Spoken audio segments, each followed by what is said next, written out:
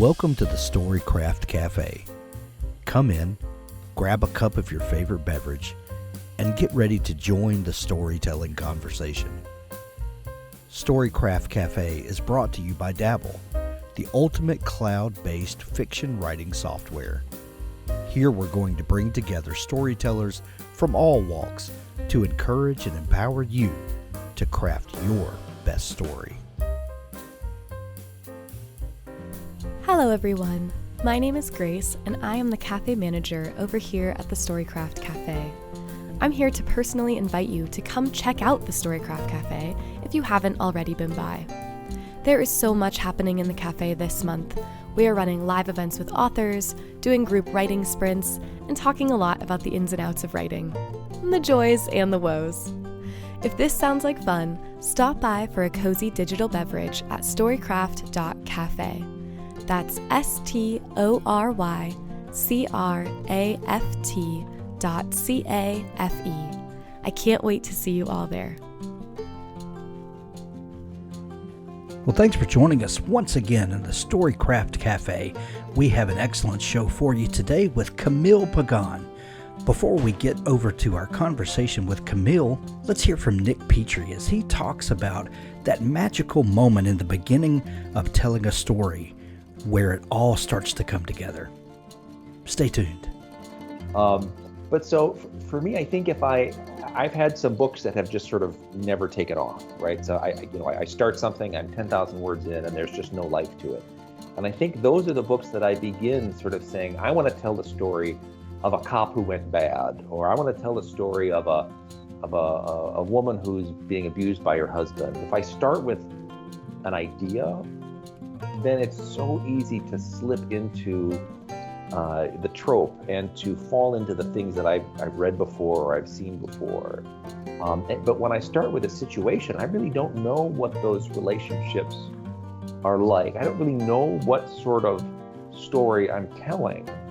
And I think for me, that is kind of the secret to avoiding all of that, the standard tropes, the cliches, the whatnot, is because I am not trying to tell any kind of story. I'm just trying to,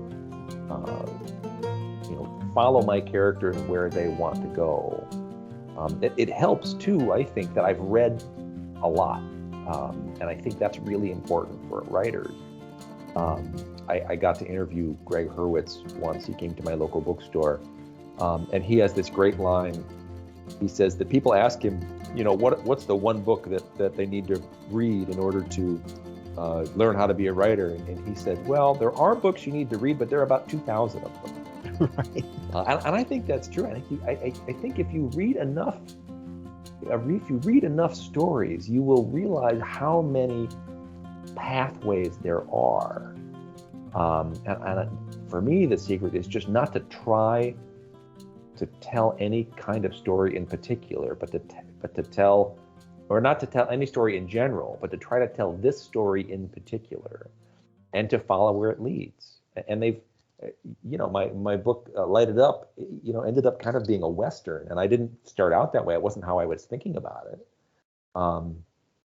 The Wild One turned out to be kind of a man against nature book in a way too, and I didn't start out with that. I just thought, Peter goes to Iceland. I wonder what happens next. So I think the secret for any writer is just to find the approach that works for you, and to try to be yourself. Today, I'm super excited to have my good friend Camille Pagán on the show back with us today. She has a phenomenal new book. It's called Everything Must Go, and this is a must-have for your summer reading. If you need a great book to take with you to the pool or by the beach, or whatever your summer relaxation is going to be, this needs to be tucked under your arm because it's a phenomenal book, and it's made just for a time like this. Camille, thank you so much for joining me again today. Hank, you are too kind. Thank you so much. Well, it's true, and you're welcome. I've been thinking through some questions lately that have been fun to ask people, and I want to pitch it to you and see what you have to say. Is there Yeah, a piece of writing advice that someone has given you somewhere along your journey? Maybe it's a yeah, good piece of advice that's really stuck with you, and you look back on it and go, wow, I'm so glad that I've had this. Or maybe it's a piece of dreadful, horrible advice that you think back and go, man, I'm so glad I didn't take that. Or maybe you've got some of each, but is there a piece of writing advice that sticks with you? absolutely. So the one I'll start with is the one I tell everyone who wants to write a book not to listen to. I've heard it at keynotes, I've heard it at graduations, I've heard it at conferences, and it's if you can do anything else, go do that. And I just think that that's so ridiculous and gatekeepery. I think it's like some writers attempt at, I think they mean well, but maybe narrowing the playing field a bit. And I have just the opposite advice in that if you want to write a book, do that. You can make money on it. You can make it your career if you want. You can use it to make an even better career. I mean, I really think it's a transformative experience that is worth doing for the sake of doing it, even Yeah. beyond what it means for you. So every time I hear that, and I hear it every couple months, I just kind of laugh because it's so dumb. Well, it's so dismissive and so Yes.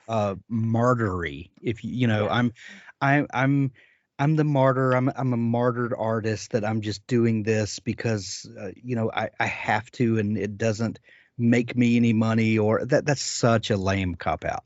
It really is. And I feel like there can be so much joy in this work. That's almost Right. what the story that's not being told as much as it should be is that this is a wonderful way to spend time, maybe make a living.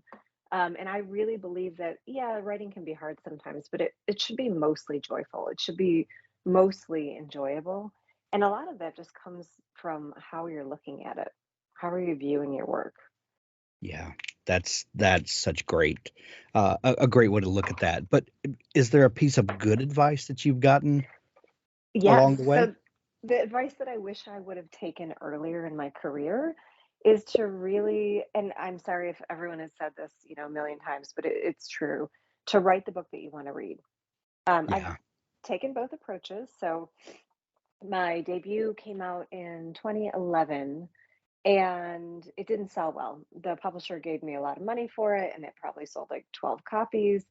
And so I tried to listen to what they were telling me to write, not even realizing that they were never going to buy another book from me, not, anytime soon.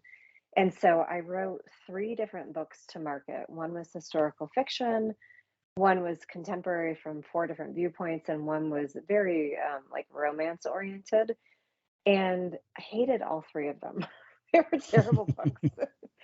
And the reason why they were not good was not because I'm not a proficient writer. Most of us can, nail the various plot points, character arc, etc. Yeah. But it was really because I didn't care about any of those books. And then my fourth book that I ever attempted to write, which became my second published book, I wrote just for myself. And it was one of the most amazing writing experiences of my entire life. I just sat down, I had this idea, and I thought, this is just for me. No one's going to look at it. And that book flew right out of me.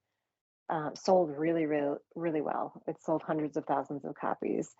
And it really taught me that when we're talking about voice, what I really think that means is writing something that pleases you as you're writing it, even if it needs work, right? Every book needs to be edited, but there's Right. something there. You did you begin writing during a time when there was a lot of turmoil in your personal life? I'm trying to remember. Was there a friend Yeah. who was battling something serious health wise? Yes, I had a life or death moment. So neither my own, interestingly. I had just had my daughter, and my dear friend who lived just a couple blocks from me in New York was battling terminal cancer that would ultimately take her life. Mm, And I've been thinking about writing a book since I knew someone was writing the books that I was reading. I was probably 7 when I was like, oh, there's someone behind this, and I would like to do this one day, you know? yeah. But it took that experience to be like, all right, it's go time. It just reminded me that even a very long life is not as long as we would like, and you really have to make time for the things that are important to you. And so, interestingly, I really wrote that book in about an hour a day, my first book. My daughter would go to bed around 7 because she was a baby and babies go to bed early. Right. She wasn't a napper. Everyone said, "Oh, right when they're napping," and that never happened for me. Um, so I would sit down every night and just take the hour that I was actually awake enough to do this. And in about 4.5 months, I had a book on my hands. So I think a lot of that was the drive that I had because of what I just described in terms of this life or death moment. But it also taught me that you can actually accomplish a lot in a very short period of time if you constrain. So, something Right. I work on with writing clients is just getting the work done a little faster without sacrificing quality. So I've been thinking about that because one of the most impactful things that I've ever written came uh, during a time when we had a health scare with our youngest daughter, and Mm, she was having surgery and things like that, and it was really a way for me to channel a lot of those emotions that I was dealing with. And, yes. as the dad, Hmm. you're required to be, stoic and strong and all of that. And a lot of days I wasn't feeling stoic and strong, but Right. I could channel a lot of that into my writing. Um, and I know for a lot of people, there are moments of great emotion. Sometimes it's great joy, sometimes it's pain Hmm. or sorrow. But those moments of heightened emotion tend to bring out the writer gene in a lot of people. Yes. And that's a wonderful thing. It's great to have an avenue for expression and all of that. My question is, and I think all of that is very well established in the writer Hmm. community.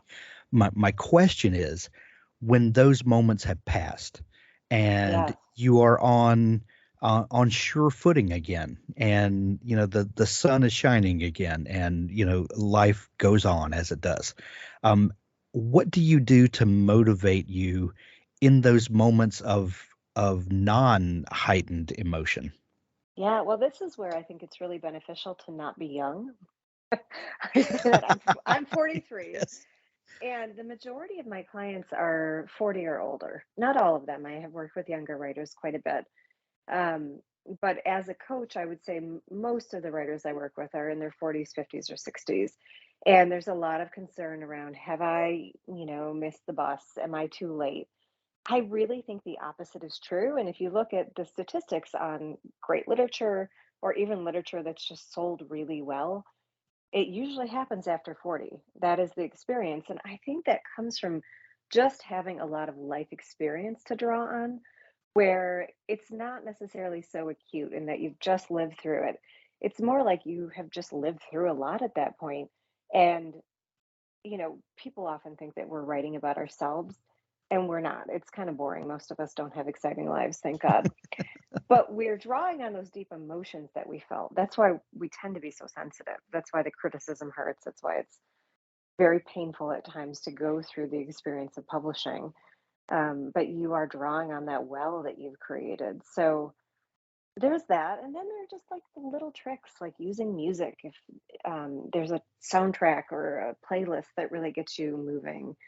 For me, I like to go for long walks where I can just think and bring up some of those emotions that I want to channel into the work. Because, of course, we don't want to always be going through some life changing moment in our own lives. A book is usually centered around that pivotal point where you see just one glimpse of the character's life because that's the important time. And so, we can't recreate that over and over. The Someone listening today absolutely needed to hear that. That we're so conditioned by pop culture and the prevalence of this fame culture that we're living in, that if you don't do something by your early 20s, it has completely passed you by. And Yeah. the gathering of life experience, this is one of those careers that is absolutely beneficial. Yeah, it can only work in your favor. And that's why you really see, there's a book out now, I believe it's called Lessons in Chemistry. And the writer is, don't quote me on this, I think she's in her 60s. She's talked a lot in interviews about being a quote unquote older debut writer and how that was really beneficial for her. And there's so many stories like this. I mean, Where the Crawdads Sing, that book has sold millions of copies and she published it at like 72. So there's something there to that. I don't think it's a coincidence. It's so funny because we actually recorded the first interview that she ever did on this Oh, show, and it was so fun to watch that book that at the time when we recorded it, it was I think it was just a few days before it published. It was already getting a lot of buzz, but you never know if that buzz is really going to translate that's to right. sales. It's Hmm. that butterfly feeling. It was so rewarding to watch how well that book has done. Yeah, that's amazing. I love that. So fun. Camille, Everything Must Go. How many books is this for you now? Number 8, not including a novella slash Audible original I put out last year. So fun. Being on your eighth book now, that's now out in the world, and looking back over your back catalog and the journey that each one of those books brought you on. How do you feel about your author career at this point compared with when you were a new author breaking in? Yeah, I feel really blessed. And I also feel like I'm an example of what's possible. Part of the reason I'm so vocal about not having to be the best writer. So many writers have this idea that they really have to be truly exceptional. That's highly subjective, but that concept in their brains is very painful because, of course, your inner judge, which is there to protect you, is constantly saying, well, you're not that. And really embracing that you don't have to be that in order to succeed, nor do you have to be a number one New York Times bestseller. I've made more than $1 million on my fiction at this point, just from the books themselves. And I'm not someone your Aunt Sue, who's in like 4 book clubs, would know about. And so I just like to tell writers, I'm proof that you can do it. And that feels like a gift to me to be able to have that perspective and be like, you can absolutely do it if I can. That's incredible. You've mentioned about this coaching business that you're doing now. How did that get Hmm. started? Oh, it's so funny. So I never saw this coming, and this is where life is always an adventure. I, a couple years ago, wrote a book that was off brand for my publisher. It had a magical realism element. I really loved the book, and they said, no way. Now, in retrospect, I'm glad that it didn't publish. It was not the right move at the time, but it felt really devastating to me. And I began working in a group coaching program and then hired a one on one coach. And the experience was really transformative. People talk about coaching like it's, some 22-year-old in Bali who's just shouting, advice at you and telling you to go live your best life. That's not actually what good coaching is. And by good coaching, I would really recommend working with a certified coach, someone who's gone through 6 months to a year plus of training, who really is just helping you figure out what's going on in your brain so that you can see the story that you're writing for yourself. And is it serving you? And from there, making your decisions. So I did all of this, really loved it, was really into being coached. And at the beginning of the pandemic, came across an opportunity to get certified as a life coach. And it was just an instant yes. I'd already been working with writers, mentoring, and then doing just kind of some career counseling. I wasn't actually coaching. And I just took this leap of faith, went to get certified. I certified through the Life Coach School, which I really love. There are many programs out there, though, that are excellent. IPEC is one of them. Martha Beck has a good program.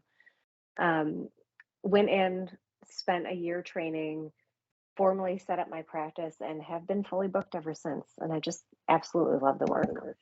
That is amazing. Are there things that you encounter with other people that are common things that all writers deal with? Like, are there certain hurdles that if people knew that they could just get over that the writing would come easier than they think it will? Ooh, I'm so excited. I'll tell you my very favorite revelation that I've had that I love to share with people. So, when we're not doing the work, when we're procrastinating, we're buffering, meaning like doing something else, like anything you could put the word over in front of, overeating, over drinking, over browsing on the internet, etc. So, whenever we're doing that, the only reason why we're doing that is to avoid a feeling. And when I found that out, I was like, oh, because we can rationally understand that we're able to feel any feeling. And usually the feeling is just discomfort. It's not even anything major. It's not like shame or, I don't know, something terrible, dread. It's just discomfort because it's uncomfortable to not know if the book is going to be good, if your writing is any good, if the story is working, all those things that we kind of have to just cross our fingers and then do the work for. And once I learned this, I was just didn't really have a problem with procrastination at all. It was like, okay, I'm going to sit down, I'm going to feel my feelings, and I'm going to work through this. Do you- um what are some of the like how do I say this? Um, Hmm. do you encourage people to plan books, to be pantsers? Is there do you have a way of identifying um, what in any particular writer has a proclivity for? I guess what I'm asking is, writers Yeah. seem to be so different in their approach. How do you coach someone knowing that they may all be coming from a different place? So I really specialize in coaching people who want to be career authors. There are lots of different coaches out there, book coaches who will go through the actual story with you. I don't do that. That's really more editing in a way, and it's not my strong suit. There are just mindset coaches who can coach you on anything, but when I'm working with someone, it's usually through the lens of creating a career and actually making money from writing. And so, with that in mind, I really don't recommend pantsing for that crowd. And I used to be a pantser, so I totally know that instinct to do that. But if you want to be writing a book a year or more, which is really what you should be doing in order to create this body of work that then becomes passive income, grows your Sure. readership, etc., some degree of plotting is necessary. And what I do is a little different from some of the prescriptives out there in that I don't believe that you have to use something like a Save the Cat. You don't have to outline every single scene. I instead have writers really come up with a short pitch, a longer pitch, which is very similar to a query, and then a simple 3 act structure just to make sure that you know the tent poles of the story and that there is a there. Because a lot of times writers will get very excited about a concept and there's no middle of the book. That's what I see most often. So even though I'm not reading the pages, we talk through story, we talk through what's going on, etc. And the most prevalent issue with not being able to write a book is because there's no center, there's no middle of the story. And so if you can Mhm. head that off at the pass and understand where the book is going, you're really golden. The rest of it is just like nuance, and it's enough freedom that those people who love pantsing are able to see where the scenes take them. But they know what basically what's the midpoint, what's the destination. Right. Do you I understand having the roadmap of the book. Do you have any sort of uh, uh, do you encourage people to share that outline with other people, like or do you when you're encouraging someone, or what is your process when you have an outline that you think works, and that you see where the story begins and what that middle is and where it's ultimately going? At what point do you allow critique to come in from the outside? It really depends on where the writer is. With a newer writer, I will work on it with them because even though I don't love, let's say, line edits or things like that, I can see story very well.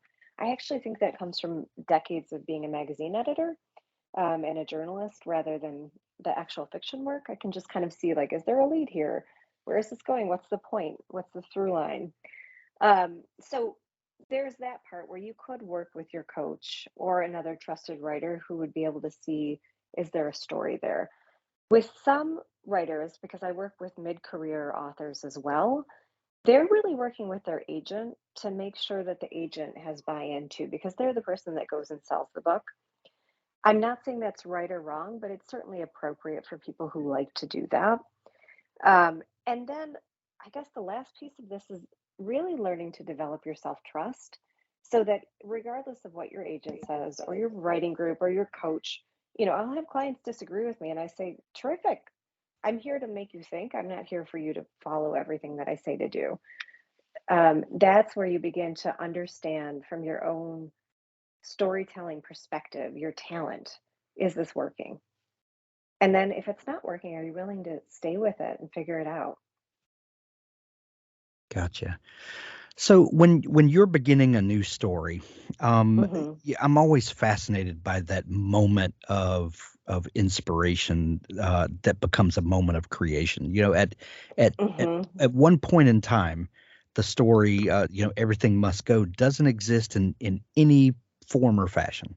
And then Mhm. either a character walks onto the stage of your mind, or maybe you're playing the what if game, and you start, casting that with characters that you come up with, or maybe you read a news article or something like that, and then this spark of inspiration goes off, and then you as the writer, you take the time to dig that story out of the ground and polish it up, Mhm. and then it becomes something. But at that one moment, it doesn't exist. What is that first moment of inspiration like for you? Oh, it's wonderful. It's the moment that we all live for as writers. It's like, oh, there it is. I've been waiting for you. It's your meet cute with your story. Um, this particular book was unusual in that most of the time a story just pops into my head. And it's usually a combination of plot and character. And I guess it's a chicken egg thing where I can never really tell in retrospect which came first, but they usually go very closely together. This book was something that I pitched my editor based on a one liner. She just said, "What are you thinking about?" And I said, "I really want to write a book about three sisters because I'm one of three. And I've been sort of thinking about a dementia storyline because the book is about a woman who is trying to get over her people pleasing ways and is called home to Brooklyn by her sisters who say, listen, mom's losing her mind." And there was no character initially there. And that is really unusual for me. So as I sat down with it, it came pretty quickly. But I had to think, who is at odds with this plot that I've just suggested? Who would this be problematic for? Because if it were a story about some hyperachiever who just breezes through life, there's no story there. There's no tension. And Right. so I then thought of Lane, this character who is the middle daughter, really good at making everyone but herself happy, which is such a common theme for women. It's a lot of what I coach on. It's a lot of what I've dealt with in my own life, even though I'm not like this character. That desire to take care of other people and to make them happy is strong. And I put her at a pivotal moment in which she's like, all right, I am done with this. I am going to go live for myself. I'm going to do what makes me happy, which is in this case, having a family. Her husband's been just dragging his heels and she's about to turn 40. And she's like, okay, enough. I'm doing this with or without you. And then her sisters are like, come home. We really need you. And so you just see how that plot and character are at odds with each other. And from there, it's pretty easy to come up with the rest of the story. I mean, knock on wood, it was relatively easy. Have um, the topic of Alzheimer's and Hmm. dementia really factors so heavily in this book, and I lost both of my grandmothers to Alzheimer's, and this is Oh, I'm something, sorry. uh, well, thank you, but there's a very specific. There's specific emotions that are kind of come bound up in all of that.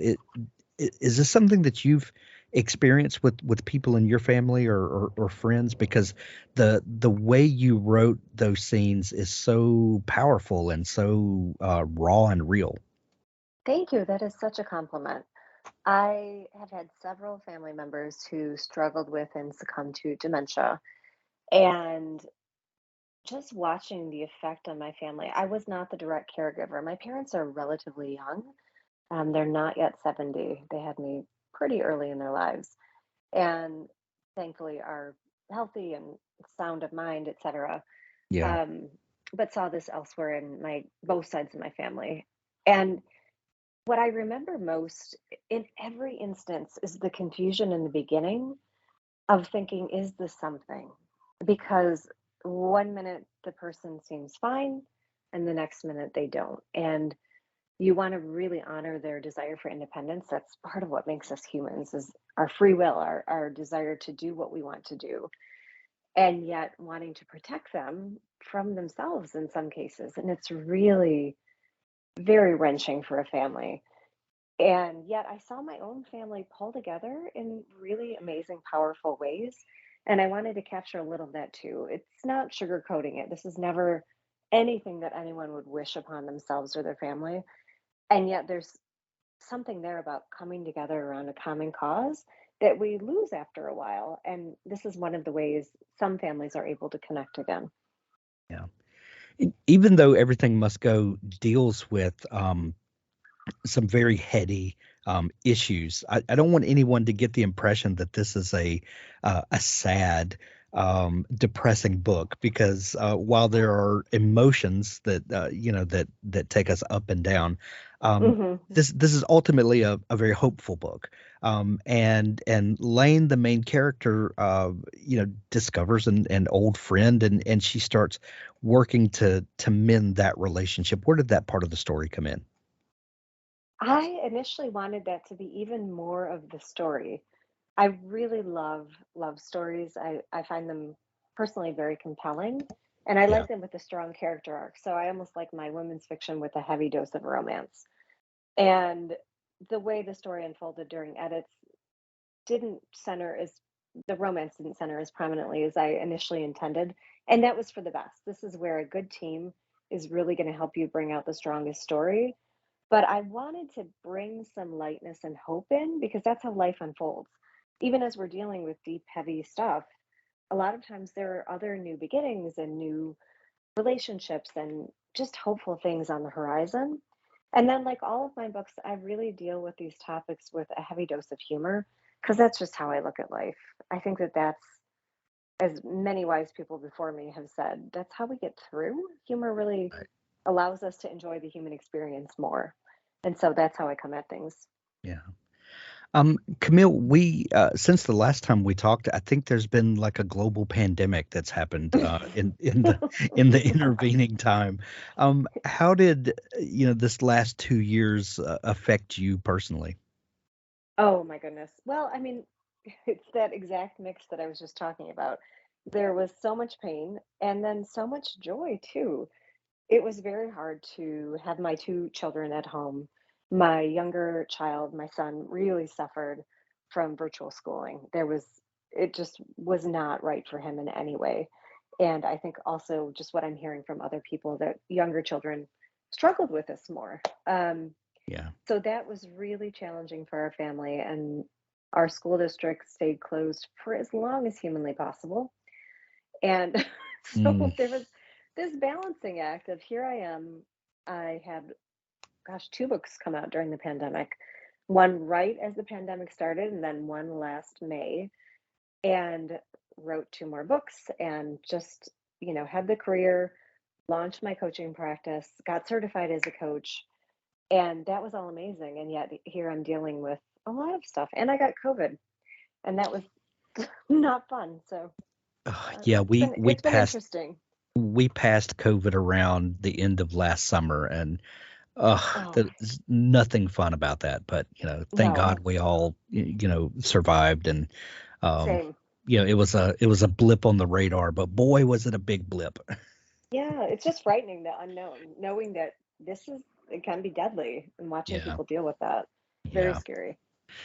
Well, we got a phenomenal book out of it. Everything Must Go is available everywhere now. Camille, if we know anything about the publishing industry, this book has been off of your desk for quite a while, probably. Hmm. What are you working on now? My next book is called Good for You, and it's out February 14th, Valentine's Day of Oh, 2023. nice.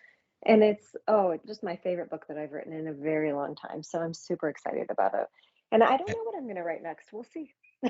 Excellent. Well, I can't wait to get my hands on that one. In the meantime, go grab Everything Must Go. We're going to have links to it in the show notes. You can grab it in Kindle edition or hardcover, or get the audiobook. Camille, your books are Yeah. so amazing on audio. How do you feel about this rise of audiobooks as of late, and having your books performed by someone? I love it. I think audiobooks are such a gift. You can really multitask and listen to the story as you're doing all the things. And I found so many new readers that way. And I love Amy McFadden, who's narrated most of my books. She's just incredible. Great. Yeah. Excellent. We're going to send everyone to pick up their copy of Everything Must Go. Camille, if people are just discovering you, where can they connect with you online? My website is the best way to find out all the places where I am, all the social links and stuff. And that's just CamillePagán.com. Great. And your coaching business is at evenbetter.co. Is that right? That's right. Yep. And there's a link directly from my site, from Camille Pagán as well. Excellent. We'll link all that up to make it easy for folks to find you. Camille, always fun to catch up. Thank you so much for taking time to come on the show.